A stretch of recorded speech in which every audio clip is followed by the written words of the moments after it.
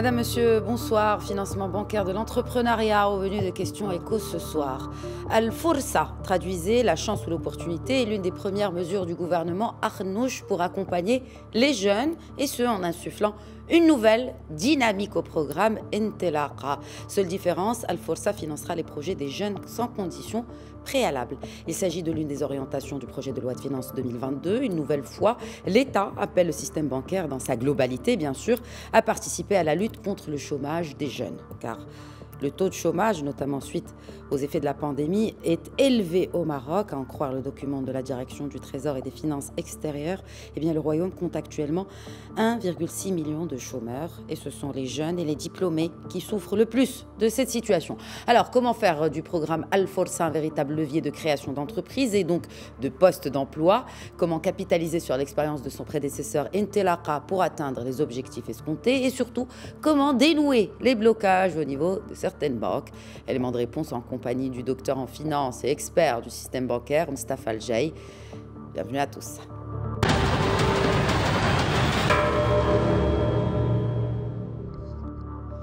Moustapha Al-Jaï, bonsoir, merci d'être avec nous. Bonsoir madame, très ravi d'être parmi vous. Alors, avant de parler de Foursa, parlons peut-être du bilan du programme Intelaqa qui a été lancé, rappelons-le, par le souverain en février 2020. Alors tout à fait, donc comme vous savez, Sa Majesté a mis l'accent sur la nécessité de donner une forte impulsion au financement bancaire en faveur des jeunes porteurs de projets et des TPME. Et il a invité déjà en février, comme vous l'avez dit, et le gouvernement, Banque al Maghreb, le GPBM, à mettre en place un programme d'appui, d'accompagnement et de financement. Et je dis bien appui et accompagnement parce que le financement, ce n'est qu'une partie qui vient par la suite pour financer des projets, je dirais, viables entre guillemets. Et ces jeunes porteurs de projets ont plus besoin d'accompagnement, d'appui, de soutien. Et si vous voulez, ce programme Intelaqa, malheureusement, a coïncidé avec la pandémie Covid-19, où rapidement les priorités, et notamment la priorité du gouvernement, du comité de veille, était de préserver l'offre, c'est-à-dire de préserver d'abord les TPME, les PME, les entreprises qui existaient et qui ont souffert de cette pandémie, puisque c'est une pandémie qui était, comme vous le savez, une crise sanitaire qui a eu des répercussions très fortes sur le plan économique et sur le plan social. Et je dirais les priorités ont été données aux produits oxygène et d'Aman Relance. Et en dépit de cette pandémie, le système bancaire a accompagné des jeunes porteurs de projets. Et nous sommes à fin août, pratiquement à, si vous voulez, quelque chose comme 26 000 dossiers agréés pour une enveloppe de crédit de 5 milliards de dirhams et avec quelque chose comme 13 600 emplois. C'est pas si mauvais que ça, sachant, comme je vous l'ai dit, la pandémie a changé la donne et a donné la priorité d'abord à l'existant. Donc voilà un peu le bilan. Rappelons peut-être dans la foulée aussi, Dr Al-Jaï, rappelons aussi quels sont les critères d'éligibilité sur ces 26 000 dossiers agréés. Pourquoi ils ont été retenus? Comme vous le savez, ces projets ont été retenus parce qu'ils présentaient, si vous voulez, des business plans viables. Au niveau de la répartition sectorielle, le plus gros est dans les services et malheureusement très peu d'industries vu la taille et l'enveloppe, puisque comme vous le savez, le montant de crédit maximum était de 1,2 million. Et je rappellerai également qu'il y avait Daman Telaq pour les activités de services d'industrie. Il y avait Daman Telaq, le Mustamil al-Qarawi, qui bénéficie même d'un taux d'intérêt plus intéressant, puisqu'il est de 1,75% pour les produits Daman Telaq qui sont à 2%.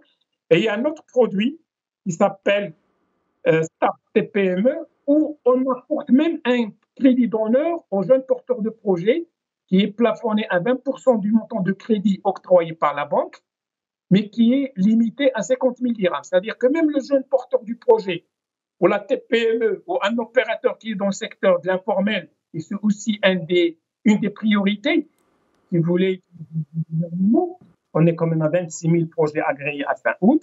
Mais peut mieux faire. Je pense que Ntelaka avait pour premier objectif l'auto-emploi, donner des opportunités à des jeunes porteurs de projets, à des TPME, à des opérateurs qui sont dans le secteur informel, à s'inscrire dans l'économie nationale et bénéficier de ce financement qui est à des taux historiquement bas, 2%, avec un apport en fonds propres très faible de 10%. Et c'est le gouvernement marocain, à travers l'ex-CCG, la Société nationale de garantie et de financement, qui couvre le système bancaire, qui couvre la banque à hauteur de 80%. Et je pense que les directives royales durant l'intervention de Sa Majesté dans la session d'ouverture de la session parlementaire, également, ça a été repris par Monsieur le chef de gouvernement dans son programme qu'il a présenté.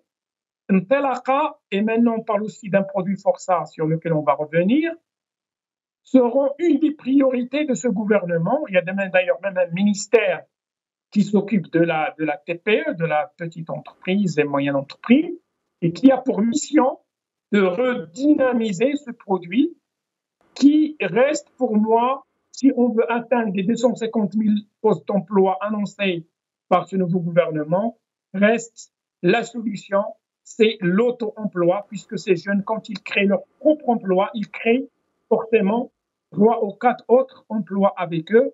Et ce n'est pas donc, je dirais, les pouvoirs publics avec les 26 000 postes qui sont prévus qui vont nous permettre de résoudre cette problématique du chômage et de créer le million d'emplois annoncé par ce nouveau gouvernement. Alors, vous avez parlé d'appui, d'accompagnement, de financement, le triptyque qui compose le programme Ntelaka. Qu'en est-il d'Al-Forsa, donc dans ce nouveau programme gouvernemental? Quelle est la différence entre ces deux programmes? Alors, comme vous le savez, le programme Força vient d'être annoncé dans le cadre du PLF 2022. Nous attendons beaucoup plus de détails de la part du ministère des Finances, mais ce qu'on sait, c'est qu'il y a une grande différence. C'est-à-dire, Al-Força, c'est un prêt d'honneur. Quand on dit prêt d'honneur, c'est-à-dire il est à 0%, mais il est plafonné à 100 000 dirhams et sans condition. Il permet à tous les jeunes qui ont des porteurs de petits projets, aux opérateurs qui sont dans le secteur informel, à s'inscrire dans le formel et bénéficier de cette opportunité qui, à mon sens, va ouvrir le champ à beaucoup de jeunes diplômés, non diplômés, à des opérateurs de petits métiers qui travaillent dans le formel, à s'inscrire dans l'économie nationale. Et comme je vous l'ai dit au début, c'est un prêt d'honneur, c'est-à-dire c'est un prêt à 0%. Et j'imagine que toutes les conditions d'éligibilité seront très, très souples. Maintenant, qui va s'occuper du suivi? Est-ce que ce sont les CRI, les chambres de commerce, les banques? Tout le détail, on l'aura, si vous voulez, bientôt dans la note détaillée du ministère des Finances. Oui, mais clairement, les banques sont en première ligne, n'est-ce pas, pour assurer le financement de ces projets-là. J'ai envie de peut-être revenir sur cette expérience Ntelaka. Bon, bien sûr, elle va continuer, c'est-à-dire le programme Força ne va pas annuler et remplacer le programme Ntelaka. Mais cela dit, comment justement capitaliser sur ce programme pour réussir ce programme Força? Quel est aujourd'hui le rôle des banques, Mustapha El-Jaye? Alors, comme vous le savez, le rôle des banques est primordial. Nous l'avons vu dans le produit Ntelaka, parce que les banques, généralement, accompagnent ce jeune porteur de projet dans l'évaluation de son business plan, ils le challenge, ils vérifient même un petit peu les composants du programme d'investissement.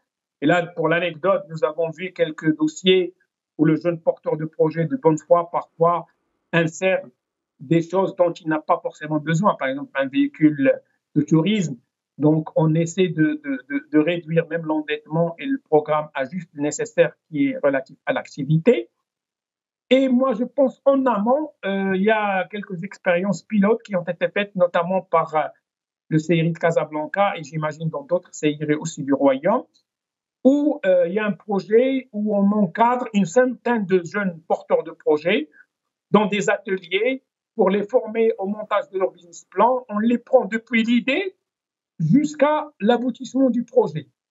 Et on organise des ateliers également avec le système bancaire où les banquiers viennent, présenter les conditions d'éligibilité, discuter avec ces jeunes leur business plan, apporter un petit peu leurs remarques.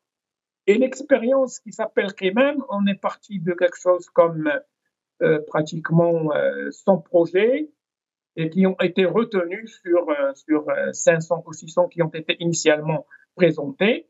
Et c'est une belle expérience qui permet à la banque de financer facilement et rapidement un petit peu le projet du jeune porteur de projet ou de la jeune TPE. Pour Forza, je pense que c'est un crédit qui sera donné directement à des jeunes opérateurs et, comme ça a été dit, sans beaucoup de conditions, puisque ce sont généralement des jeunes qui sont dans le secteur de l'informel et qui veulent s'inscrire un petit peu, comme je vous ai dit tout à l'heure, dans le tissu économique et bénéficier d'un prêt de 100 000 dirhams à un taux 0%, qui est donc une première, si vous voulez, qu'on appelle pour encourager ces jeunes à se structurer, à s'équiper en petit matériel ou outillage. C'est vrai que 100 000 dirhams, peut-être, ce n'est pas grand-chose, mais pour certains métiers, ça leur permet quand même de s'équiper et de travailler dans des conditions de transparence. Puisqu'on parle de transparence, vous me facilitez la transition, Mustafa El-Jay. Il y a eu des blocages, il y a eu des blocages dans l'octroi de crédits Intelaqa qui ont été relevés, notamment sur les réseaux sociaux. Bref, il y a eu des blocages au niveau des banques. Finalement, à qui incombe cette responsabilité? Je ne parle même pas là de financement. Parlons d'accompagnement. Parlons de cet appui que vous avez cité tout à l'heure, qui fait partie de la fonction même de ce programme Intelaqa. À qui incombe réellement la responsabilité d'accompagner et d'appuyer ce porteur de projet? Est-ce que cela se limite à la banque ou le CERI devrait peut-être même s'impliquer davantage? Mais au-delà de ça, comment savoir si la banque remplit complètement son rôle premier, qui est son rôle numéro 1 d'une banque, c'est de financer? Alors, vous avez raison, c'est très pertinent ce que vous dites. Effectivement, les banques, s'ils reçoivent des projets comme ça en brut, elles vont analyser avec l'approche risque. Et s'il n'y a que l'approche risque, effectivement, parfois il y a des lenteurs, il y a parfois même des non-réponses, et on a vu ça au niveau de pas mal de jeunes. Mais à mon avis, la responsabilité est partagée. Le jeune porteur de projet, avant de s'adresser à sa banque, il doit d'abord s'adresser à des structures d'appui, comme les CRI, les chambres de commerce. Il y a même des fondations pour la création d'entreprises de certaines banques. Il y a Dar al-Muqawil, pour d'abord présenter une esquisse de projet avant d'aller vers un business plan. Et une fois on a bien affiné, on a fait ce qu'on appelle du fine-tuning de son projet, de son business plan, il ne faut pas qu'il le présente à la banque que lorsque tout est bien ficelé. Comme ça, la banque, à mon avis, avec ce nouveau gouvernement, il faut tenir une réunion avec le GPBM et se fixer des délais, de dire vous avez un délai de 1 mois pour répondre. Et vous avez également, en cas de rejet, il faut justifier aux jeunes porteurs du projet la cause du rejet et quels sont surtout les points à améliorer pour que son projet devienne finançable. Mais quand on voit quand même qu'il y a 26 000 dossiers qui ont été financés dans les conditions que vous avez, ça n'a redémarré pratiquement que le mois de septembre dernier, je pense que le secrétaire a quand même joué le jeu. Nous sommes quand même à 26 000 dossiers, ce qui n'est pas négligeable. Bon, il y a des exceptions. Il y a eu, moi, j'ai des échanges. Mais on n'a pas les 26 000 dossiers sur combien de dossiers, parce que bon, on dit 26 000 dossiers, mais on ne connaît pas le nombre total des dossiers, si? Non, vous avez raison, on n'a pas cette donne. Mais il y a aussi, comme je vous ai dit, parfois des abus. C'est vrai, parfois les banques tardent à répondre, mais il y a des abus aussi de certains promoteurs. J'ai eu moi-même le cas de voir où un jeune porteur de projet, comme je vous l'ai dit, présente dans le programme d'investissement des choses dont il n'a pas besoin. Entre un véhicule où il croit qu'on va lui donner l'argent sans justificatif. Et ce n'est pas ça un programme d'investissement. On débloque sur facture et l'argent doit aller au projet. Il ne faut pas qu'on tombe dans l'expérience de Moustapha, qui était un effet cuisant, même l'expérience du jeune promoteur dans les années 90, qui était donc, je dirais, un bilan mitigé, Mais beaucoup de jeunes croient que juste il va demander, faire sa demande sur une feuille de papier, il va bénéficier d'un crédit. Ça ne se passe pas comme ça. Il faut un bon business plan, une étude de marché, une étude financière. Comme je vous ai dit, il y a des séries qui sont à la disposition de ces jeunes et on a vu pas mal de séries qui accompagnent, qui organisent même des ateliers pour bien ficeler le dossier du jeune promoteur avant de le présenter à la banque. Et je pense qu'au niveau du système bancaire, il y a certaines banques qui s'impliquent davantage, moins que d'autres, et tout le monde accompagne cette dynamique, accompagne les directives royales. Et j'imagine que si c'est inscrit dans le programme du gouvernement, s'il y a un ministère dédié à cela, ben, sa première priorité, c'est de tenir une réunion avec toutes les parties prenantes, Mais gouvernement. admettons que je suis un porteur de projet et que j'ai soumis un projet qui tienne la route avec son business plan et tous les ingrédients que vous venez de citer et que la banque a refusé de me débloquer le crédit demandé. Est-ce qu'il y a un recours à faire pour moi en tant que porteur de projet si je suis sûre que effectivement j'aurais pu profiter de ce coup de pouce bancaire qui m'a été refusé? Est-ce qu'il y a un recours? Tout à fait. Alors, le recours, c'est Banque al-Maghreb. Et Ok. M. le Walid Al-Maghreb l'a dit dans sa dernière intervention lors du dernier conseil. Il a dit s'il y a des cas d'abus d'un tel accord, vous me saisissez. Et nous tenons parfois des réunions où le représentant de Banque al-Maghreb est présent. Et ce jeune porteur de projet peut s'adresser à Banque al-Maghreb. Bon, il n'y a pas l'obligation de financer, même si c'est l'État qui prend le plus gros du risque. Mais Banque al-Maghreb peut interpeller la banque en tant qu'autorité monétaire pour dire, s'il vous plaît, quelles sont les raisons objectives de rejet de tel projet. Très bien. Alors, on a parlé du financement des jeunes entreprises, des entreprises. Parlons du financement ou de l'investissement. Des entreprises déjà existantes qui ne vont pas être créées. On le sait, vous avez parlé d'Aman Oxygène, d'Aman Relance, tous ces outils qui ont été créés pour aider les entreprises à survivre à cause des effets de la pandémie. Aujourd'hui, alors qu'on parle d'une reprise économique, quel paysage, notamment financier et bancaire, retrouve, mais aussi de manière beaucoup plus macroéconomique, quel paysage retrouvent les entreprises aujourd'hui, Mustapha Al-Jaye? Alors, comme vous le savez, donc, cette pandémie a eu des conséquences néfastes et fâcheuses sur 60% des entreprises. Certains secteurs ont plus pâti que d'autres, notamment le secteur du tourisme et tous les écosystèmes. Il y a certains secteurs qui, au contraire, c'est une aubaine, comme un peu le secteur de l'alimentaire. Mais en général, heureusement que le système bancaire a accompagné ces entreprises au niveau de la trésorerie, tout ce qui est oxygène et d'Aman Relance, c'était pour financer les fournisseurs, payer les salaires. Je dis bien, et l'État aussi a fait un effort au niveau donc des encouragements pour les aides de la CNSS. Mais nous sommes à peine à la sortie, j'espère, de cette pandémie, même si chaque jour on entend encore des nouveaux variants. Et on le voit à travers les chiffres. Il y a un léger sursaut du crédit bancaire, notamment au secteur de ce qu'on appelle à l'économie productive, c'est-à-dire les secteurs non financiers. Et les crédits à l'économie, à fin septembre, ont à peine évolué de 3,7 par rapport, si vous voulez, à plus 4,2 à fin 2000, si vous voulez, 20, puisque tous les crédits qui ont été octroyés durant l'exercice 2020 sont venus à échéance. Et maintenant, il y a une forte attente des différents opérateurs économiques et du secteur privé pour une vraie relance économique. Il y a, je pense, un grand produit qui se prépare qui s'appelle Relance Invest. À ce moment-là, pour bénéficier de conditions favorables, il faut investir.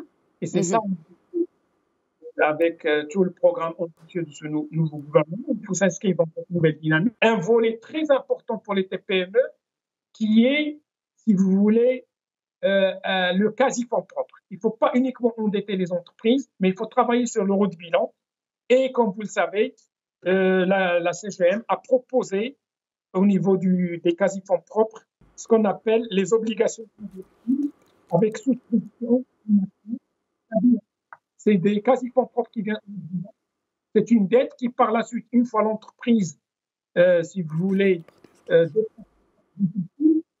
être transformée en action. Et on peut utiliser un grand levier qui est le fonds Mohamed VI, qui a été mis en place. On parle d'une enveloppe de 2 à 3 milliards qui sera dédiée aux TPME pour renforcer le haut de bilan. Ça ne sert à rien d'endetter ces entreprises. Ça a été déjà fait avec Oxygène et Daman Relance. Ce rapport de l'agence de notation Fitch Ratings concernant le secteur bancaire marocain et cette dégradation de la qualité des actifs, bien sûr dans la foulée de la crise liée à la pandémie, mais toutefois la rentabilité du secteur s'est améliorée. Comment cela? Alors, je vais vous dire, effectivement, donc, la pandémie a forcément eu des conséquences néfastes sur le secteur, sur tous les secteurs, y compris les banques. Vous avez vu que l'année dernière, les résultats ont été pratiquement de 40% par rapport à l'année 2019. Cela est dû d'abord à la montée en créances en souffrance, également à la contribution des banques au fonds UBI. Et pour revenir aux créances en souffrance, entre décembre 2020 et, si vous voulez, août 2021, on est à plus 11%. On est quand même à un taux qui devient un peu inquiétant, à 8,6%. Et effectivement, ça a un petit peu attiré l'attention des agents de notation qui un petit peu tirent la sonnette d'alarme sur la qualité des actifs des banques. Pour les résultats, donc, en dépit de ces créances en souffrance qui sont des résultats naturels de la pandémie, ce n'est pas uniquement le cas au Maroc, dans beaucoup de pays. En plus, ces créances ont été correctement provisionnées par la majorité des banques. Les résultats sont revenus à fin juin à des situations un peu normales, parce que je vous ai dit, il y avait bien sûr l'année dernière, c'était l'impact des cotisations au Covid. C'est pas rien. Et puis, il y a beaucoup de secteurs qui sont revenus à l'activité normale. Et il y a également les reports d'échéance qui ne sont pas forcément provisionnés. Donc, il y a quand même 532 000 reports d'échéance entre les ménages et les entreprises. Ça permet un petit peu aux banques de donner du temps à ces entreprises pour...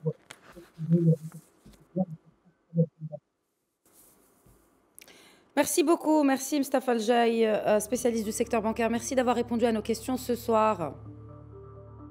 Madame. C'est la fin de Question Écho, très bonne soirée.